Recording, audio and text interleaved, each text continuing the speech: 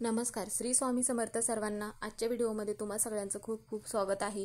स्वामी तुम्हा सगळ्यांना कायम सुखी ठेवो ही स्वामीचरणी प्रार्थना करते आणि आजच्या व्हिडिओला सुरुवात करते. तर आजचा व्हिडिओ असा आहे की आता दत्त जयंती येत आहे लवकरच. आता लवकरच म्हणजे 4 डिसेंबरला दत्त जयंती आहे आणि वार आहे गुरुवार. तर या दिवशी अत्यंत शुभ दिवस आला आहे आणि गुरुवार पण आला आहे. असा योगाने जुळून येत असतो. त्यामुळे मग आपल्याला प्रत्येक वेळेस म्हणजेच की दत्त जयंतीच्या दिवशी म्हणा किंवा दत्त जयंतीपर्यंत सेवा करणे शक्य होत नाही. प्रत्येकाला वर्षभर सेवा करणं शक्य होत नाही. त्यामुळे मग आपल्याला काय करायचं आहे, दत्त जयंतीपर्यंत आपल्याला स्वामींच्या काही सेवा करायच्या आहेत, ज्या की 21 दिवस सेवा करायच्या आहेत, म्हणजेच की दत्त जयंतीच्या अगोदर. तर स्वामींच्या ज्या प्रभावी सेवा आहेत, आता प्रत्येकाच्या आयुष्यामध्ये काही ना काही अडचणी असतातच. असं एकही व्यक्ती नसेल की त्यांना कोणत्या अडचणी नसेल किंवा कोणता व्यक्ती समाधानी नसेल किंवा सुखी नसेल. तर आपल्याला वर्षभर सेवा करणं नाही झालं तरीही दत्त जयंतीपर्यंत आपल्याला काही सेवा करायचं आहे, ज्यामुळे आपण ज्या सेवा करू तर त्याचं फळ आपल्याला नक्की मिळत असतं. अशक्य ही शक्य करतील स्वामी, असे हे जे ब्रीदवाक्य आहे तर ते खरोखर घडत असतं. म्हणून मग सेवा करताना संकल्प करायचा आहे का, तर एखादी गोष्ट आपल्यासाठी चांगली नसेल तर ते स्वामी महाराज मग देत नाहीत. आता बऱ्याच जणांना असे वाटत असते की आम्ही दररोज स्वामींच्या काही सेवा करतो किंवा आम्ही एवढे दिवस झालं स्वामींची सेवा करतो, पण आम्हाला जी गोष्ट पाहिजे ती आम्हाला आमच्या मनासारखी घडत नाही. पण काही गोष्टी अशा असतात की एखादी गोष्ट जर आपल्यासाठी पुढे चालून ती चांगली नसेल, त्या गोष्टीचं म्हणजे जी गोष्ट असेल त्यामुळे आपल्याला पुढे त्रास होणार असेल, तर त्यावेळेस स्वामी महाराज मग ती गोष्ट आपली पूर्ण करत नाही. तर आता ह्या ज्या सेवा आहेत तर ह्या सेवा मग 21 दिवस कोणकोणत्या सेवा करायच्या आहेत. आता कितीही अशक्य गोष्टी असतील तर ते स्वामी महाराज शक्य करतात, हे तर सगळ्यांना माहितीच आहे.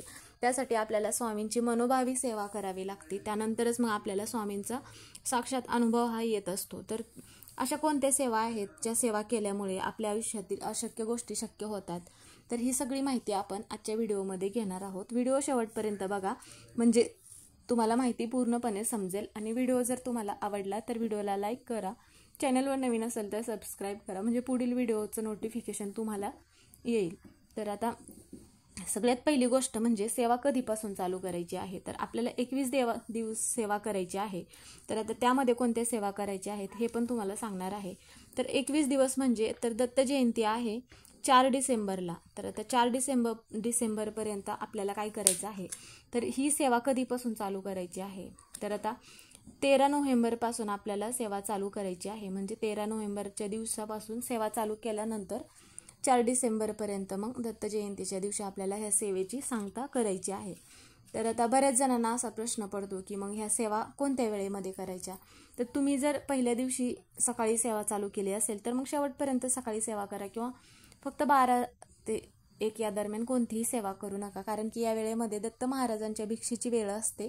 त्यामुळे या वेळेत सेवा केली जात नाही. शक्यतो तुम्ही एकतर 4च्या नंतर सेवा करा. दुपारच्या वेळेमध्ये कोणत्याही सेवा केल्या जात नाहीत, किंवा मग सकाळी 12च्या अगोदर तुम्ही सेवा करायच्या आहेत.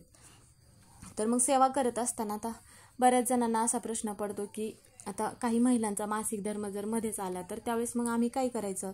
तर तेवढे दिवस मग आपल्याला तेवढे 4-5 दिवस वगळायचे आहेत, आणि पुढे जे दत्त जयंती जरी झाली तरी पण मग तिथून पुढे मग तुम्ही तेवढे 5 दिवस जास्त सेवा करायची आहे. किंवा मग जर सुतक वगैरे पडलं तर असा प्रश्न पडतो बऱ्याच जणांना, पण सुतक वगैरे जर पडलं तर त्यावेळेस पण तुम्ही तेवढे दिवस वगळायचे आहेत, आणि तिथून तुमचं सुतक फिटल्यानंतर मग तुम्ही ह्या सेवा ज्या आहेत तर त्या करू शकता. जरी पण दत्त जयंती झाली तरी पण तुम्ही नंतर ह्या सेवा पूर्ण करू शकता. पण आता हे 21 दिवस सेवा करण्यामध्ये कोणकोणत्या सेवा करायच्या आहेत. आता आपण संकल्प करायचा आहे का, तर आता संकल्प तुम्ही करू शकता, किंवा मग जर तुम्हाला एखादी गोष्ट असेल किंवा एखादी तुमची इच्छा आहे ती पूर्ण होण्यासाठी मग तुम्ही संकल्प करू शकता. संकल्प कसा करायचा आहे, एक तामण घ्यायचं आहे आणि उजव्या हातामध्ये पाणी घ्यायचं आहे, थोड्याशा अक्षदा टाकायच्या आहे, थोड्याशा हळदी कुंकू आणि एक फूल ठेवायचं आहे, आणि उजव्या हातामध्ये पाणी घ्यायचं आहे. आणि मग स्वामी महाराजांना म्हणा किंवा दत्त महाराजांपुढे मग एक देवघरामध्ये दिवा प्रज्वलित करायचा आहे, आणि मग तुमची जी पण काही इच्छा आहे त्याबद्दल सांगायचं आहे. आणि ते जे पाणी आहे तर तामणामध्ये सोडायचं आहे, आणि ते पाणी मग आपल्याला तुळस सोडून इतर कुठल्याही झाडाला तुम्ही टाकू शकता. पण असा जो हा संकल्प आहे तर तो दररोज करण्याची आवश्यकता नाही, फक्त पहिल्या दिवशी तुम्ही संकल्प करू शकता. जरी संकल्प नाही केला तरीही तुम्ही सेवा करू शकता, कारण की स्वामी महाराजांना आपला कोणताही भक्त असेल आपली सेवा करत आहे तर स्वामी महाराजांना त्या भक्ताच्या मनामध्ये काय चाललं आहे, कोणती इच्छा पूर्ण व्हायची आहे हे स्वामी महाराजांना आपण न सांगता कळतं. त्यामुळे तुम्हाला संकल्प करून सेवा करायची असेल तर करू शकता. तर त्यानंतरची दुसरी गोष्ट म्हणजे पूजा मांडायची का, असा प्रश्न पडतो. पण 21 दिवस पूजा मांडणं प्रत्येकाला शक्य होत नाही, कारण की 21 दिवस सेवा करत असताना आता घरामध्ये तामसिक पदार्थ म्हणा, म्हणजेच की मांसाहार वगैरे बनवला जातो, त्यामुळे तुम्ही पूजा न मांडता पण ही सेवा करू शकता. आता त्यासाठी सगळ्यात पहिली आणि महत्त्वाची सेवा म्हणजे श्री स्वामी चरित्र सारामृत हा ग्रंथ तरी सगळ्यांना माहितीच आहे. ज्यांना माहिती नसेल त्यांनी गुगलवर सर्च केला तरी माहिती होईल. म्हणजे जे नवीन सेवेकरी आहेत त्यांना हा ग्रंथ माहिती नाही, ज्यामध्ये स्वामी चरित्राबद्दल संपूर्ण सारामृत आहे. तर हा अध्याय आपण दररोज, म्हणजेच की या ग्रंथामधील दररोज आपण 3 अध्याय पठण करत असतो. पण ज्यांना दररोज या सेवा करणं शक्य होत नाही त्यांनी या 21 दिवसामध्ये आवर्जून सेवा करायची आहेत. तर यामध्ये काय करायचं आहे, तर हे ग्रंथ कुठे भेटेल, तर जिथे कुठे पूजेचं साहित्य असेल तिथे आजकाल सगळीकडे सहज हा ग्रंथ जो आहे उपलब्ध होतो. तर मग हा ग्रंथ आणायचा आहे आणि त्यामधलं काय करायचं आहे तुम्हाला. आता जर तुम्हाला 21 पारायण करायचे असतील स्वामी चरित्राचे, तर तुम्हाला दररोज एक पारायण करावं लागेल. म्हणजे यामध्ये 1 ते 21 अध्याय असतात. मग एका बैठकीत म्हणा किंवा दिवसभरातून तुम्ही थोडा थोडा वेळ काढून 1 ते 21 अध्याय वाचन करू शकता. त्याला एक पारायण पूर्ण झाले असे म्हणतात. जर तुम्हाला तसं शक्य नाही झालं तर मग त्यासाठी काय करायचं आहे, दररोज मग तुम्ही 3 अध्याय वाचन करायचे आहेत. म्हणजेच काय होईल की दररोज 3 अध्याय वाचन केल्यानंतर मग तुमचे 7 दिवसामध्ये एक पारायण पूर्ण होईल. असं मग 21 दिवस करायचं आहे. आणि त्यानंतरची आता ही सेवा करत असताना 12:30 ते 12:30 या वेळेमध्ये ही सेवा करू नका. ही सेवा म्हणजेच की कोणतीही सेवा करू नका. तर ही जी सेवा आहे तर ही सेवा कोणीही करू शकतं, कोणतीही ताई म्हणा, दादा म्हणा किंवा मुलं म्हणा, मुली म्हणा. फक्त मासिक धर्म आला महिलांना त्यावेळेस तेवढे दिवस मग ही सेवा वगळायची आहे. आणि मग परत तुम्ही 21 दिवस पूर्ण होईपर्यंत ही सेवा करायची आहे. तर आता ह्या ज्या सेवा आहेत तर हे आपले दुःख संकटे दूर होण्यासाठी ही सगळ्यात महत्त्वाची सेवा आहे. तर 3 अध्याय म्हणजे का वाचायचे आहेत, आपल्या भूतकाळासाठी एक अध्याय, आपल्या भविष्यकाळासाठी एक अध्याय आणि वर्तमान काळासाठी एक अध्याय, म्हणून असे 3 अध्याय पठण करायचे आहेत. ही झाली पहिली सेवा. तर दुसरी सेवा म्हणजे तारक मंत्र. आता तारक मंत्र हे सगळ्यांना माहितीच आहे. जरी माहिती नसेल तरी तुम्ही गुगलवर सर्च करू शकता. तारक मंत्र आपल्याला रोज 11 वेळा पठण करायचं आहे. देवघरामध्ये एक दिवा लावायचा आहे आणि एक ग्लास भरून पाणी घ्यायचं आहे आणि त्या ग्लासावरती आपला उजवा हात ठेवायचा आहे आणि मग 11 वेळा तारक मंत्र म्हणायचं आहे. आता तारक मंत्र म्हणून झाल्यानंतर त्यातील जे पाणी आहे तर ते घरातील प्रत्येक व्यक्तीला ते पाणी प्यायला द्यायचं आहे आणि त्यातलं थोडंसं पाणी घरामध्ये शिंपडायचं आहे. यामुळे काय होते की घरातील नकारात्मकता दूर होते. घरातील एखादी व्यक्ती आजारी असेल तर त्या व्यक्तीचा आजारपण पण बरं होण्यासाठी मदत होत असते. तर ह्या सेवा करत असताना पण संकल्प तुम्ही केलात, म्हणजे तारक मंत्र करण्याचा संकल्प केलात तरीही तुम्ही चालेल.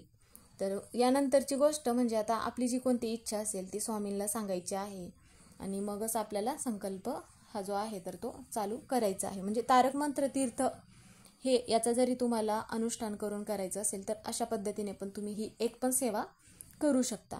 आणि त्यानंतरची महत्त्वाची जी सेवा आहे ती म्हणजे श्री स्वामी समर्थ नामाचा जप. तर हा जप जो आहे तर हा 11 माळी जप करायचा आहे आपल्याला. नामस्मरण करताना आपल्या घरातील एक तरी व्यक्ती अशी असावी की ती स्वामींची सेवा करावी. या सेवा करत असताना मग घरामध्ये जर मांसाहार केला जात असेल तर त्या दिवशी मग तुम्ही एक तर सेवा अगोदर करा. पण जी व्यक्ती स्वामींची हे सेवा करत असेल तर त्या व्यक्तीने चुकूनही 21 दिवस म्हणजे मांसाहार करू नका. कारण की आपण जे सेवा करतो मग त्याचं फळ आपल्याला काहीच मिळत नाही. म्हणून मग स्वामींचं नामस्मरण करत असताना काय करायचं आहे, जपमाळ असेल तुमच्याकडे तर आवर्जून जपमाळ असल्याशिवाय मग स्वामींचं नामस्मरण होऊ शकत नाही. किंवा मग तुम्ही लिखित नामस्मरण पण करू शकता जर तुमच्याकडे जपमाळ नसेल तर. त्यासाठी मग एक वेगळा व्हिडिओ तुम्हाला म्हणजे अपलोड करेल ज्यामध्ये त्या लिखित नामस्मरण कसं करायचं याबद्दलची सगळी माहिती सांगेल. तर अशा ज्या ह्या 3 महत्त्वाच्या सेवा आहेत तर ह्या 3 सेवांपैकी तुम्हाला कोणतीही एक सेवा करायची असेल तर तुम्ही ही 21 दिवस आवर्जून सेवा करू शकता. किंवा तुम्हाला 3ही सेवा करायची असतील तर तुम्ही 3ही या सेवा 21 दिवस करू शकता. कारण की ही संधी आपल्याला वर्षभर पुन्हा नसते. त्यामुळे स्वामी महाराजांच्या सेवा करण्यासाठी कुठलाही वेळ काळ बघितला जात नाही. कारण की स्वामी आपल्या ज्या आयुष्यामधील अशक्य अशा काही गोष्टी असतात की ते स्वामी महाराज नक्की शक्य करतात. म्हणून तुम्ही पण ह्या 21 दिवसात एक तरी सेवा आवर्जून करायचा आहे. तर आजचा व्हिडिओ इथेच संपला. व्हिडिओ कसा वाटला कमेंट करून नक्की सांगा. व्हिडिओ पूर्ण बघितल्याबद्दल धन्यवाद.